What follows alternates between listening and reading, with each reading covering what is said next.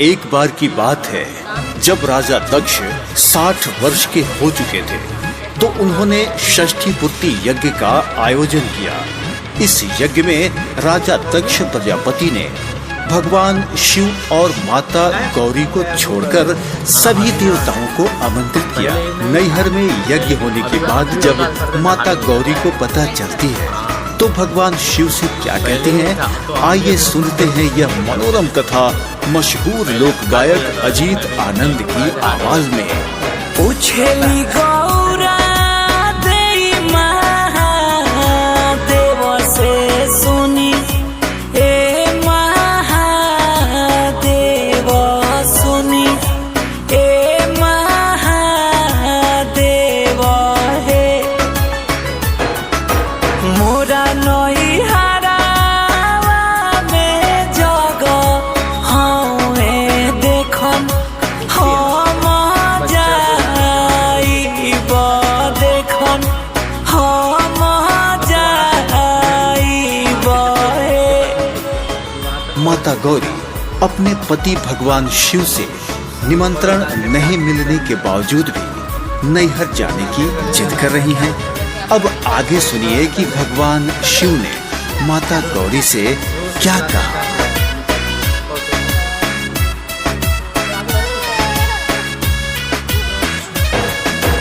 इतना बचन सुनी कहे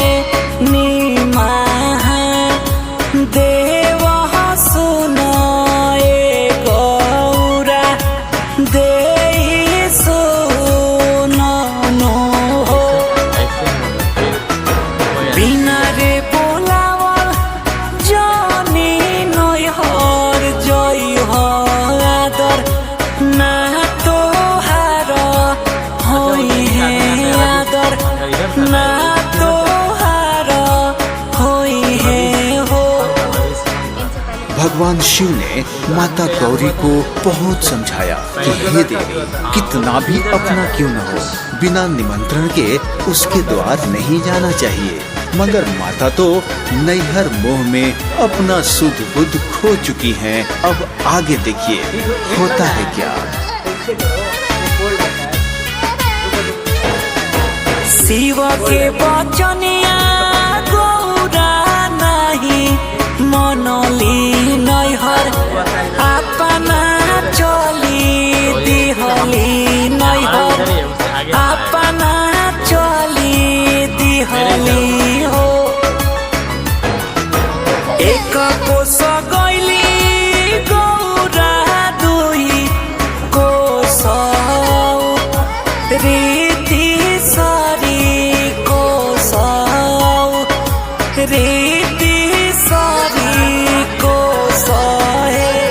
माता गौरी ने भगवान शिव की बातों को नजरअंदाज करते हुए नैहर तो पहुंच गई हैं, मगर वहां उनके साथ क्या होता है, आइए आगे सुनते हैं।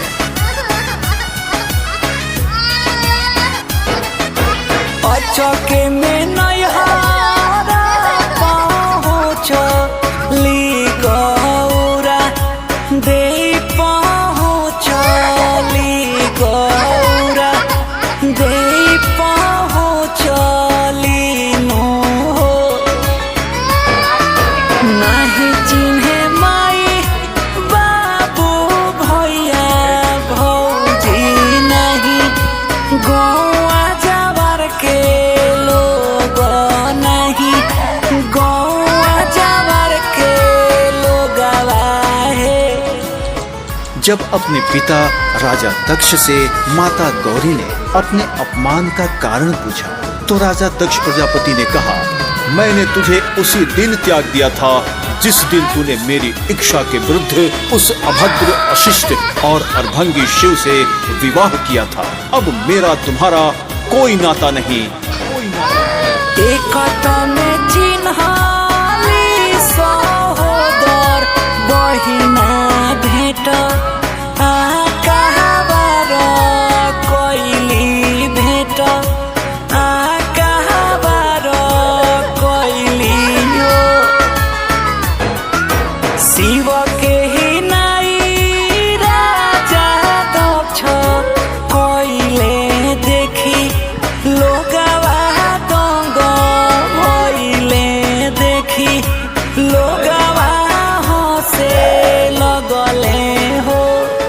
पिता के द्वारा खुद का किया गया अपमान तो माता गौरी सहन कर सकती थी, मगर अपने प्राणों से भी प्रिय उस देवों के देव महादेव का अपमान सहन नहीं कर सकी। क्रोध से लाल हुआ चेहरा किसी अनहोनी को आमंत्रित कर रही थी। सुनिए आगे क्या हुआ। शिवाय मनवा गौरा नहीं सहली अग्नि कुंड में कूदी गईली अग्नि कुंड में कूदी गईली हो। सुनते खबरिया शिवजी आग भइनी बसा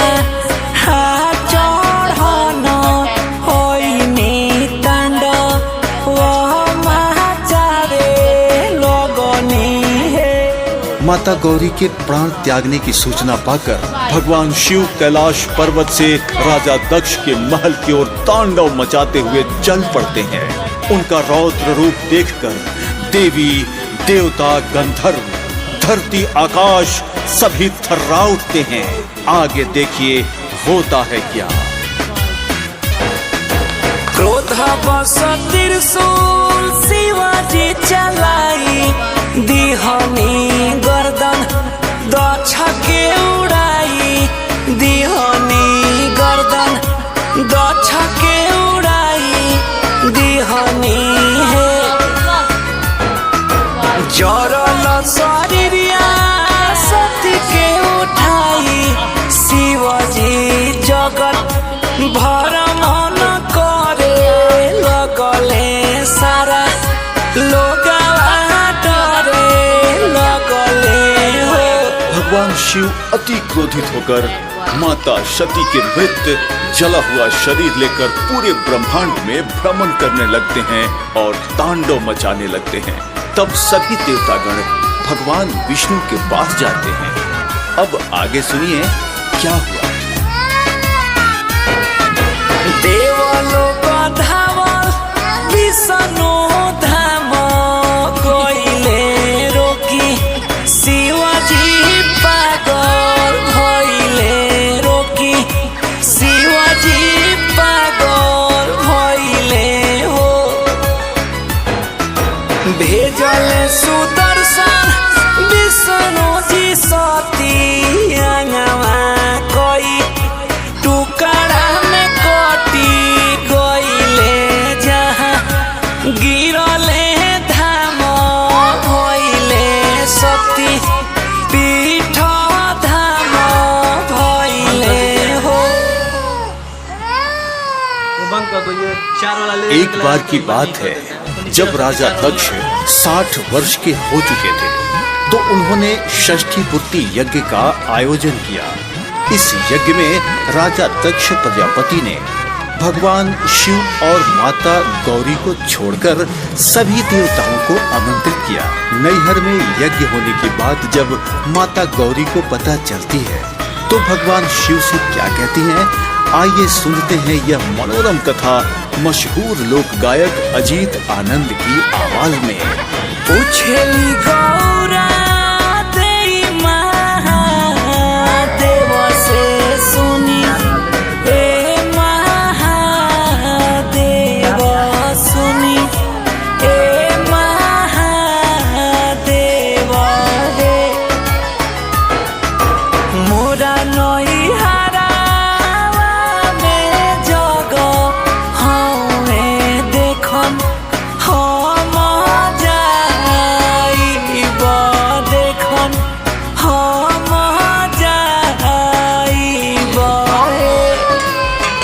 माता गौरी अपने पति भगवान शिव से निमंत्रण नहीं मिलने के बावजूद भी नैहर जाने की जिद कर रही हैं।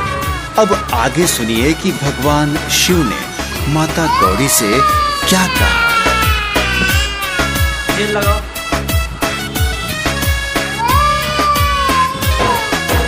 इतना वचन सुनी कहे नीमा देव सुनाए गौरा दे सुनो हो।